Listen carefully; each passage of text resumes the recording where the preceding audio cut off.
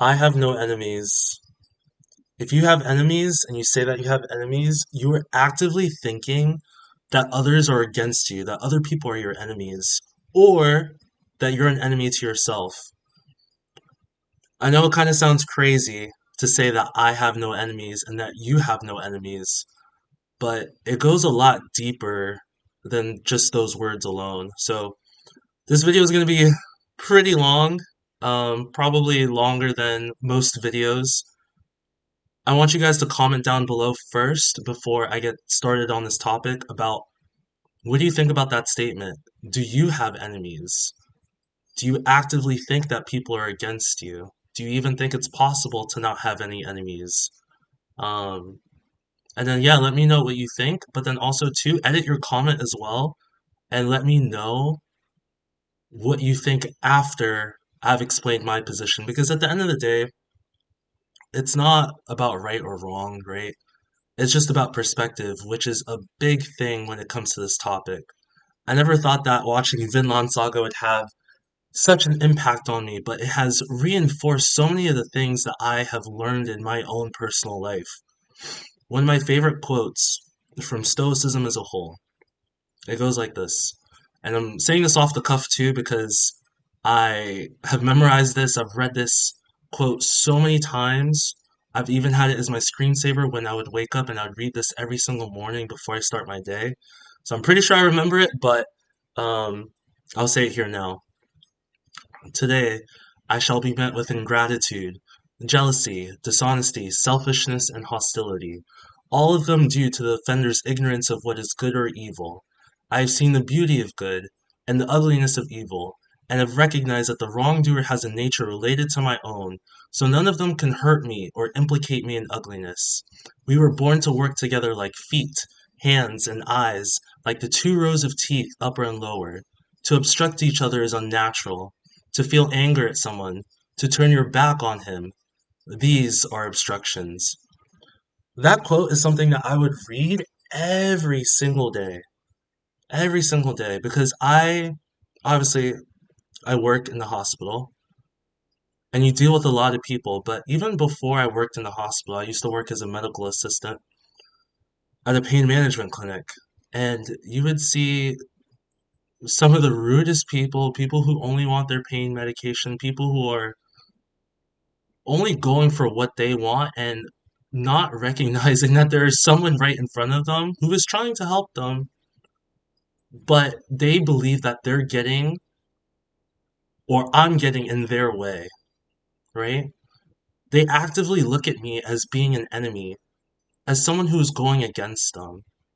But honestly, this is just such a perspective. It's not actually happening, right? Again, now everything I say, this is what I believe a sage who is a perfect stoic would feel, but also two practicing Stoics and people who are vying towards Stoicism will feel. So I will get into all of that. I do want to say real quick too, shout outs will be at the end of the video. I will be going to the Discord to kind of go through some responses to this question of is it possible to even have enemies or not? But also too, a trade recap will be at the end of this video. I just feel like this is such a big topic. I even have notes on it as well, which I normally don't use notes in any of my videos, but this is one of those ones that I feel like it's such a big topic that I'm like I need to write stuff down so I can consistently look back on and be like, oh, okay, that was my point. So I have this YouTube channel that I watch. It's called Lessons from Anime, and I actually watched it right after I watched Vinland Saga, and man, does he have some really good stuff on this topic of not having any enemies. So really this starts from Thor's, who's one of the main characters initially in the beginning of the series, telling his son Thorfinn, who's the main character, that you have no enemies, right? And it becomes a very big theme throughout that at the end of season 2 you see it all come to life. A lot of times in life we have who we think are enemies, who we deem to be enemies, right? But in reality, they might think of us as our enemy, but it's within our own power to say that these guys are not our enemy. We don't even know who they are. We have no idea what they're about. And even so, this is the part that really confuses a lot of people too, is that when you say that someone is attacking you, someone is going against you, someone's trying to get in your way, it's really based off of your perspective, right? What I mean by that is a lot of times people will start to fight just because the other person wants to fight. Is that really necessary? Is that really something that we should be doing, right? And I don't believe it's something that we should just automatically choose to do. We shouldn't just automatically assume that this person wants to fight us. Most of the times, we don't even know anything about this person, right?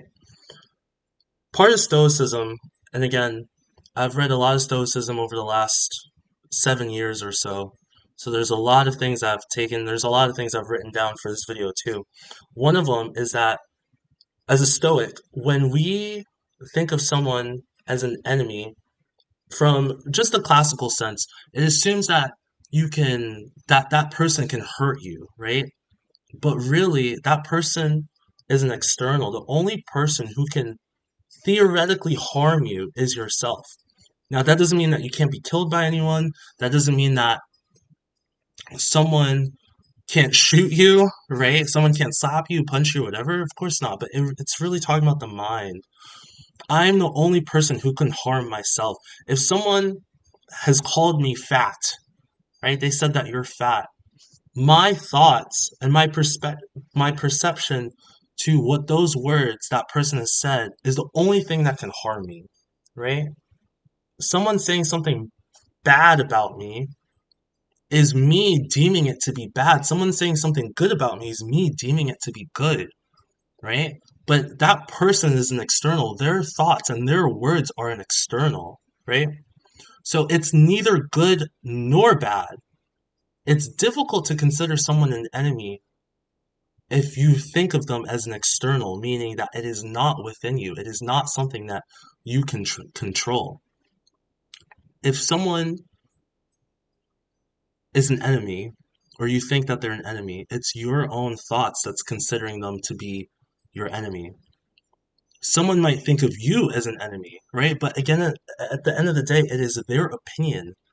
It is their perception of you that makes them think that you are the enemy. Again, it sounds confusing, but in reality, you choose whether or not someone is an enemy or not. It's just their option. It's just their opinion. You don't have to make yourself a slave to what someone else is saying. You don't have to make it to where what someone else is saying is automatically true. It is your job to decipher whether what they're saying is actually right or what they're saying is actually wrong, right? Based on what you consider to be the truth. Now, I want to talk about a few of the responses that I had on Discord talking about this question, right? I think three people responded: ShortBus, Josh, and Alex. Josh and Alex actually make similar points, where Josh was saying something about like there are people who don't get on with you, and there are people that attack you as well. So he says it isn't possible in terms of the question. I feel like if you have no enemies, then you're lying and trying to please everyone. There will be people who you don't like slash get on with, or people that have done bad things to you. There are extreme things people can do to you, or your family, which could be however bad you wish, and people can say that they wouldn't find them as an enemy. And honestly, I used to think like this too. Like I always think about if someone attacks Stephanie, I always tell her like this: I would become like an elite a sniper or a combat person if someone ends up kidnapping her or murdering her or whatever, because I'd have so much revenge, right? And I still sometimes feel like that as well. But I've realized at the end of the day, just because someone does that, it's gonna sound crazy, but that doesn't make them my enemy, right? Again, it is based off my perspective and my opinion. For someone who wants to be a sage, a practicing stoic, there's nothing external that ever happens that is truly bad. So, of course, Like, we need to be able to stand up for what we believe in. Of course, we need to be able to go up against people that we think are not being virtuous, which is always the goal in Stoicism. But that doesn't mean that we should consider them bad. It just means we need to do what we think is right. We can always go against these things and combat these things in this world without considering that person to be bad. People are people. People will always have the nature of people, right? They'll be jealous, they'll be selfish, right? Just like everything that I said in that beginning quote. But that doesn't mean that I have to consider them bad. I can just consider their action and what they've done harmful to being virtuous. Again, which is the goal of Stoicism anyway, right? Alex also goes on to say too, I'll come down here, he actually describes it in two ways. So one, he talks about like the emotions, right? He says, let's use enemy to define a personal trait, emotion, or thought pattern. And then he also says from a human to human perspective. So talking about the emotions, he says in quotes, I hate being fearful of losing. It's my worst enemy. My kindness is my worst enemy. It gets the best of me every time. To say you have no enemies within you would feel disingenuous, or you are not being honest with yourself. I actually somewhat agree with Alex on this point too, in the sense that we have emotions and thoughts that we can, again, from our perspective, deem to be hurtful and harmful in our trading, of course, but also just in life in general, right? But we always have to look at it as this: emotions or thoughts are just emotions and thoughts, right? They can be quote unquote good and they can be quote unquote bad, right?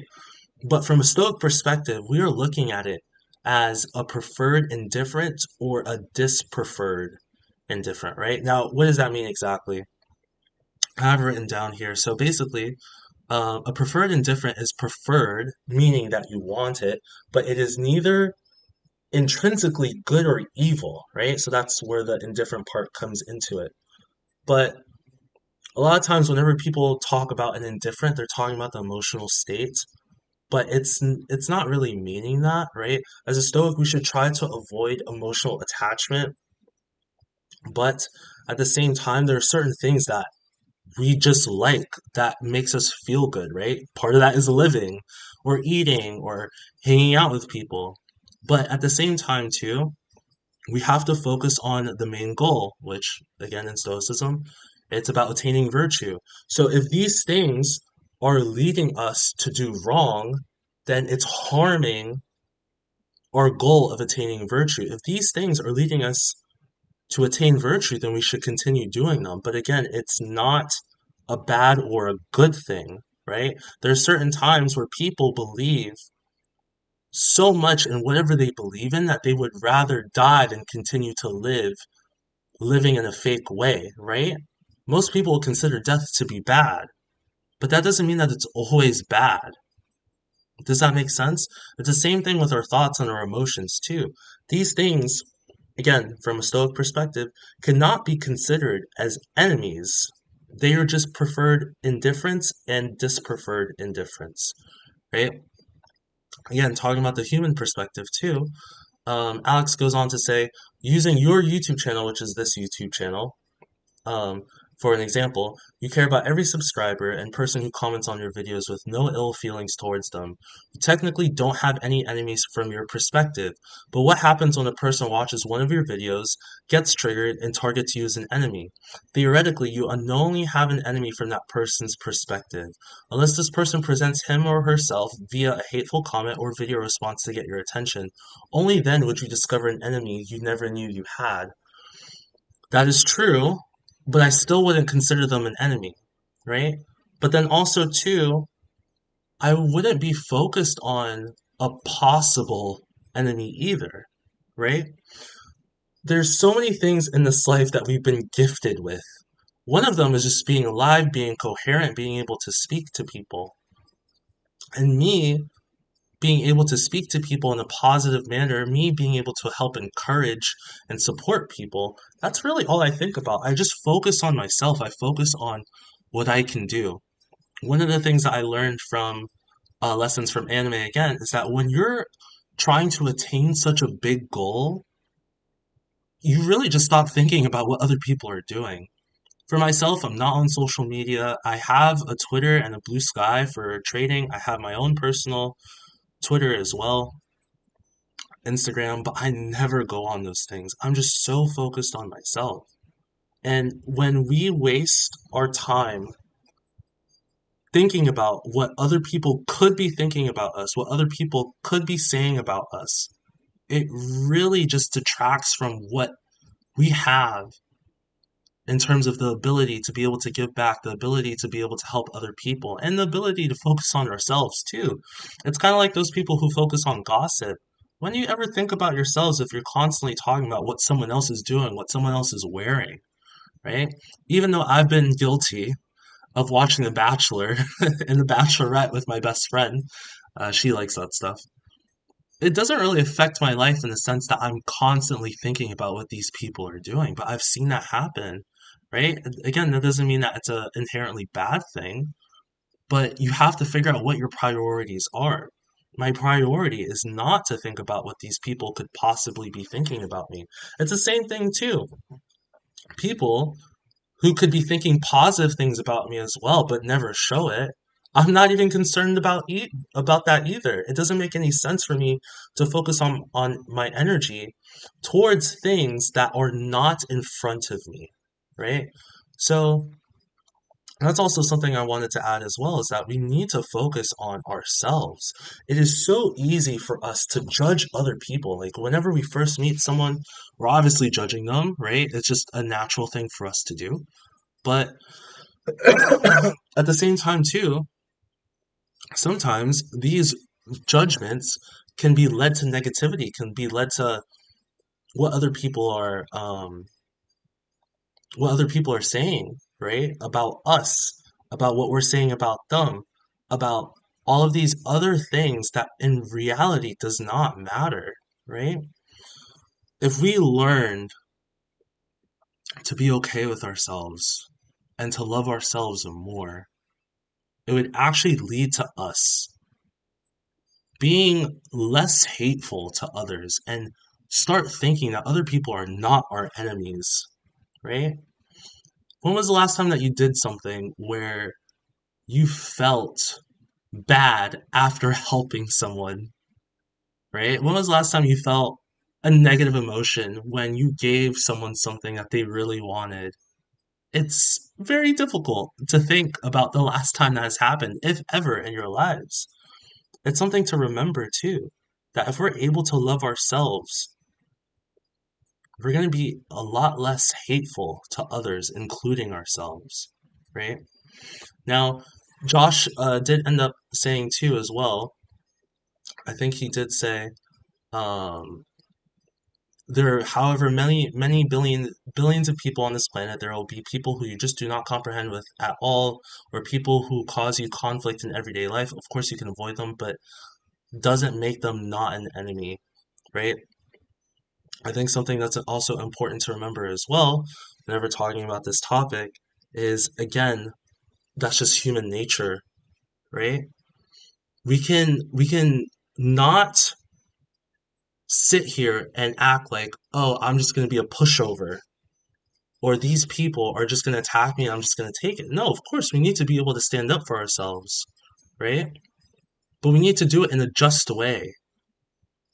Does that make sense? In a sense of, okay, this person's attacking me, but if they're just verbally abusing me, then I don't need to do anything. But if they start harming other people or they're harming people close to me, and I have the ability to stop them, of course I will stand up and I will stop them, right? This might in turn make their perception of me as an enemy against them, but I'm not thinking of them as an enemy. I love I don't want to spoil, so if you haven't watched Vinland Saga and you'd love to watch it, please skip out these next like minute or so. But in Vinland Saga, season two, that last scene, or one of the last scenes of Thorfinn getting 100 punches to be able to speak to King Canute is unbelievable. It's incredible, right? And at the end, he says, I think I have the quote here. He says, "I meet you men for the first time today. I know nothing about you, nor do I bear any grudges. You are not my enemies. I have no enemies at all. And it was so powerful watching that, right? There's so many times where we just meet people and what we just automatically don't like them. That doesn't make any sense, right? There's so many times where we have conflict with people. In fact, I just had a conflict with a coworker the other day. He messaged me saying, "Hey, like, what's going on with this patient?" Blah blah blah. So I explained the situation to him, and then he was like, "Oh, basically, you just dumped him on us then." And he was messaging me this as we were talking on Teams, and I thought he was joking, right? I was like, haha, I guess if you want to call it that. But then I explained the situation further, and then he replied very sarcastically, and that's when I knew. I was like, oh, he's upset, right? And I easily could have been like, you know what? I'm drawing my sword. I'm attacking you back. I can be sarcastic too, but instead I was like, no, you know what? Like I'm just gonna make sure that he understands where I'm coming from, right? And that I didn't make that decision in order to hurt them. A lot of times, whenever you retaliate to the people who attack you first, it just causes them to be more defensive. Another part of Vinland Saga too that also has to do with this point too is Snake sees Thorfinn being beat up and taking those 100 punches, and he says, "If this were simply a matter that could be solved by simply talk alone, it would have been resolved a long time ago." And Thorfinn replied, "Did anyone try to seriously put the effort in to talk it through, or did you simply decide to fight when the other side drew their swords first?" There's so many things that can be resolved. And now, this is not always realistic, right? But there's so many times where you can talk to someone and someone will understand where you're coming from if you just drop your sword and you just say, "This is where I'm coming from. I just want to understand where you're coming from." I've told my brother that many times, where if you just tell that person, "I truly just want to understand your perspective and I'm not judging you for it," then they'll relax their guard and they'll try to actually speak with you. And you guys still might disagree, but it doesn't become so vicious. It doesn't become filled with anger or hatred, right? It just becomes two people speaking to each other and trying to understand each other too. And that's what we really have to focus on as well. Um, but anyway, last thing that I wanted to add is ShortBus's reply as well. I thought he had a good one as well. He says, "I think it is possible to have no enemies. Ultimately, it is a mindset and a difficult one to maintain in everyday society. I try not to dwell on my enemies, but I can say for a fact that procrastination is a big one." So you can see where ShortBus is coming from too, in the sense that he talks about it from the human perspective first, but then he goes on to say within himself, right, that procrastination can also be an enemy. He goes on to say, "I also see the word enemy as an opponent that hasn't been defeated, burdens that we choose to carry and hold on to. Gravity and time are actively working towards physically crushing you and everyone you love. Are these forces your enemy?" Again, it's such a great question too, right? While someone might see gravity and time actively working to crush them, right? Someone can say gravity is helping to hold them down rather than floating up into space. Someone can say time is giving them experiences to gain more knowledge and wisdom in life, right? Are these forces really your enemy? So I just want to say thanks to Josh, Shortbus, and Alex again, who responded. I would really love to hear from everyone as well. I know this was, first of all, I have to say that this is a very long-winded video. It's not even going to drop on time because of that. But I just wanted to say too, I think it's really important to kind of understand um, this topic in your own life too. So I hope I made some sense. I know I was rambling a lot. It's hard to go through all of these notes at the same time as well.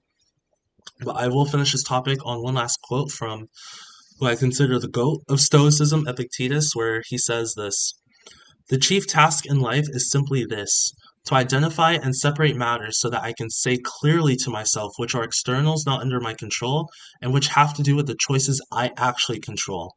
Where then do I look for good and evil? not to uncontrollable externals, but within myself to the choices that are my own. Anyway, guys, let's get into the trade recap. Sorry, I'm still sick, so I didn't go to work today. I took off today because I needed to, but um, trade recap. It's if I have my um I don't know if I have executions on. Let me just make sure that I do that real quick. So anyone who's skipping to this point, um, let me go over the trades so that way you guys can see, including myself, who will probably skip to this point as well, just to kind of show what happened. Let me also go on replay as well, so that way we can see. So I first took my first trade at I think 9:44. Start new, so we'll go to 9:44. I honestly didn't think I was going to be taking a trade today, but I did end up taking one. The reason why is because we came down to value area lows. Again, this is gold. This is not MNQ. MNQ did not look good again to me, and I believe that gold will officially be the um, main futures commodity that I end up trading. So here we're at value area lows. I'm looking at this on my phone, and at this time, once I see this big green candle right here, I'm like, ooh, this could be really good, but I'd really like for it to get above the current session's value area low too, right? This is good enough for me. Once I saw that, I was like, yeah, that's good enough, right? So we ended up adding here, right? So 9:45, and then you can see how we went. We did have this huge drop, but I remained calm. My profits were evaporating on me, but um, in my mind, it was like I was thinking, I'm like, this is gonna be one of those trades that ends up working out. It may not look like it now, but it ends up working out, and it worked out perfectly too. One of the things I have to learn about gold as well is that I cannot add so many contracts like I do on MNQ. Like on yesterday's trade where I lost, MNQ, I added like 10 contracts in one go and it didn't move that much. Now, why is that? It's because I trade during Asian session, right? So adding at value area low there from the previous day and value area low from the previous session. You can see value area low for the current session, even shifted down below, kind of like confirming where we decided to bounce off of. And our target was 4003.5. I remember that because that's where I set my stuff. But we never got there. We got really close, but we never got to that point. So I'm glad the way that I took these off right here. I was like, I just need to take some off at the 4,000 level. I took off three around that 4,000 level.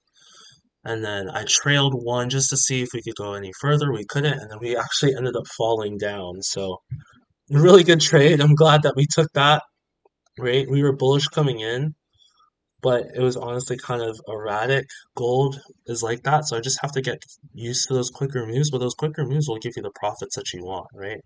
Stop loss was set here initially at 85. Um, but then I ended up just moving it down a little bit to the 5 minute mark at this point here, which is at 84.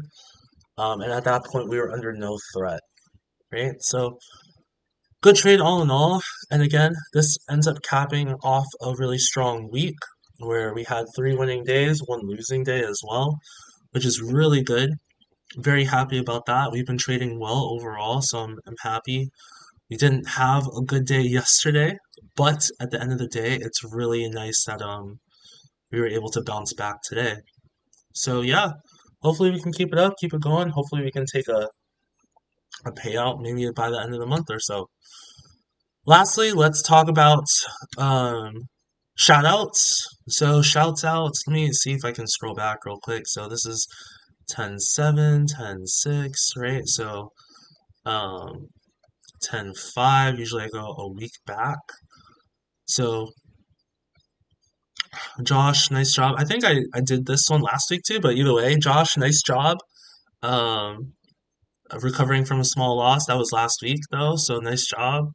Um, Jake has been trading well, so he's had some nice bangers on ES2. Hopefully, Josh was able to lock in that payout. I think he said he was $180 away. I don't think he's given us an update yet. Don, nice job, $1,000 payout. I love to see this, man. I love to see this. I love to see members of the community doing a great job locking in their payouts as well. So very excited for that. Um, so super cool. Also too, Alex, nice job as well, passing his trade day eval. It took him 8 trading days, so that's really cool. Um, so yeah, guys, that's about it. Hopefully you guys are doing well. I know, long video. I will put timestamps. It's 5 o'clock right now, so I'm about to drop the video right now. I'm still recovering from being sick, but overall, a good trading week. We're back in the green. Um, and yeah. Well, hopefully you guys are doing well. Hopefully you guys are trading well. And yeah, keep trading stoically. I'll see you guys in next week's video.